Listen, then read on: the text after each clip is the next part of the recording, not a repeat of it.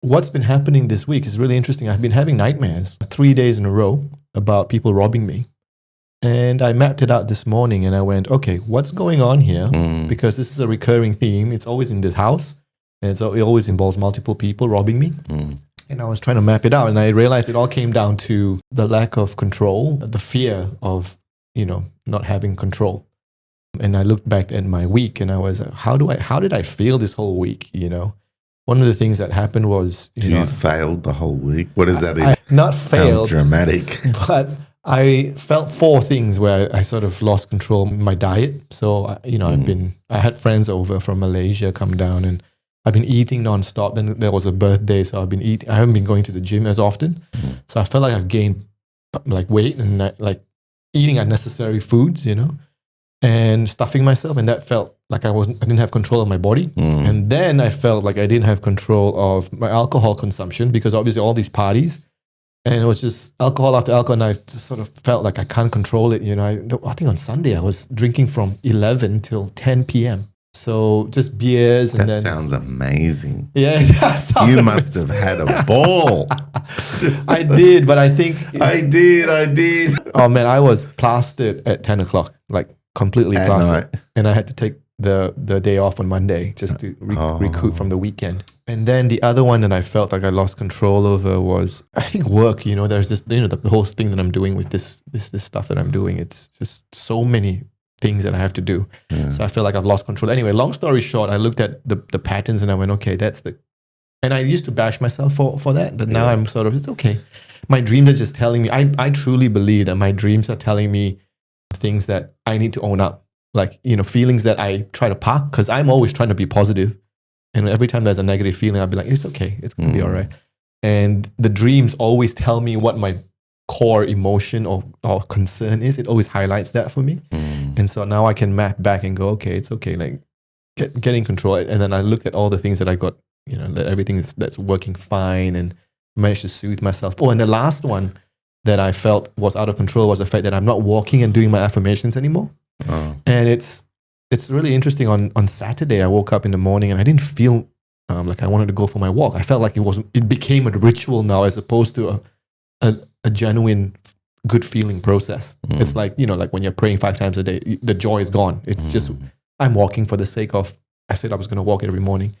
So then I decided, you know what? I'm not going to walk. What do I feel like? I feel like sitting in the car and drinking my coffee. So I sat in the car, windows down at the cul-de-sac and that felt great. But the idea that you have to do something to feel good, it got me thinking about more feeling based now. Like what feels good for me to do now, as opposed to doing it as a form of a ritual. Like you go surfing every day at 5, eventually you're not going to have fun anymore. I don't know. Yeah, I agree. I think that initially when we come up with these things to do, it's to create some form of momentum that doesn't exist into a different mindset.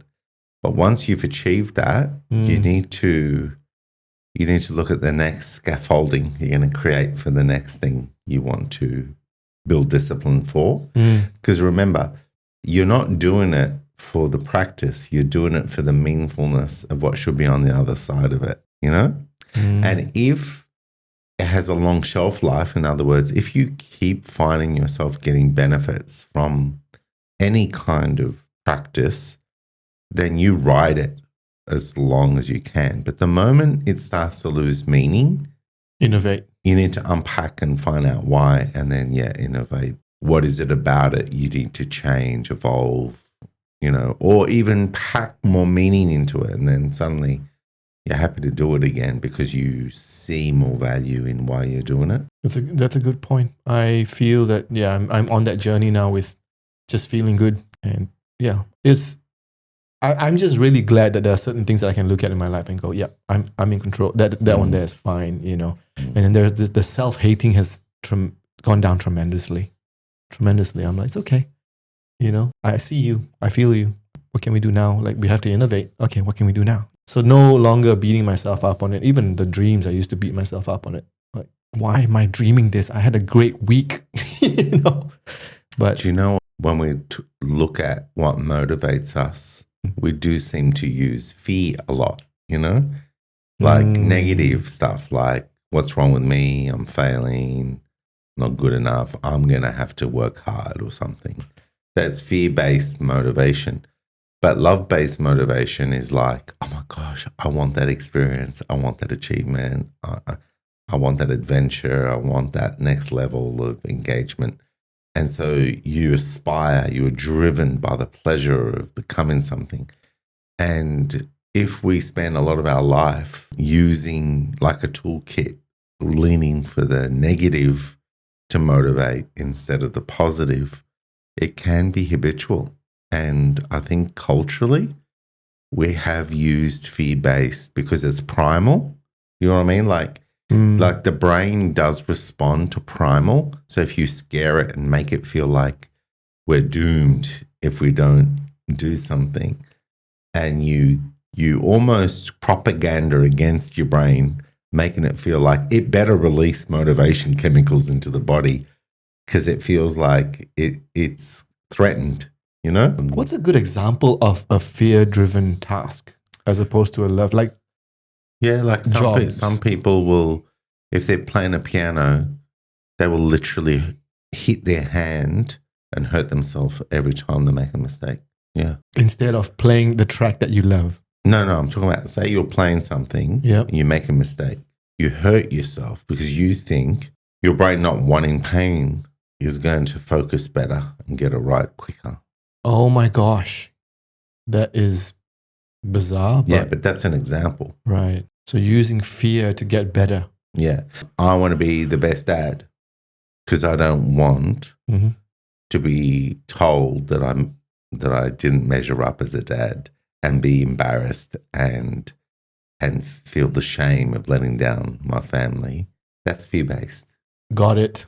But that's a good example. Versus, I just love being a good dad. I just love my son. I just want to keep enjoying finding new ways to deepen the connection and create opportunities, you know? So wouldn't that build so much resentment in you, though? I mean, imagine if that was your driving factor of being a good dad, and then you're saying, I want to be a good dad because I don't want to be shamed. I don't want to. What? It's a lower bar, isn't it? Yeah, it is. It is. It doesn't feel nice. It doesn't engage the heart as much, and I don't think it's sustainable. It's draining.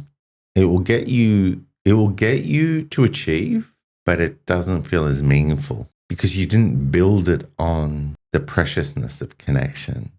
You built it on the fear of disconnection. Judgment. Yeah, the fear of disconnection. It's like instead of deciding that you are connected and you can enjoy belonging, you're always fighting, feeling like you have to, jump through the hoops just to be accepted and approved of. It's all fear. How do you move from that to love-based? That's your own journey, isn't it? To figure out what motivates me, what gives me purpose in being a good dad, Well, I think, do you feel like you're on that journey? Like you're starting to be less motivated by fear and more by meaning? Yeah, I mean, to a certain extent, yes, but I've not really, for me, my motivating factor is being the best that I can be and not necessarily worrying about the judgment or being shamed because, I do a lot of stuff on Instagram that arguably, you can say, Azlan, what are you doing with your life? But it's never, but for me, it's more now like trying to find that love-based, how can I enjoy this? Like at the gym, how can I enjoy this? Or, this stuff that we're doing, how can I enjoy this? And it's more about, how can I enjoy something as opposed to somebody's going to hit me if I don't do it, but it's a really weird balance between that and self-hating. I feel like self-hating and that it's hard. They don't fit together, surely. No. It means that you deserve to enjoy. It means you can't really self-hate. Self-hate is the loop of the negative fear-based motivation, isn't it? Yeah, it is. It's like you better get your act together. Otherwise, you're nothing. You're nothing, Azlan. Nothing. I was having a good chat with my friend the other day about self-hating and why we do it and what motivates us to go in that direction as opposed to, self-love. So it was very interesting to see that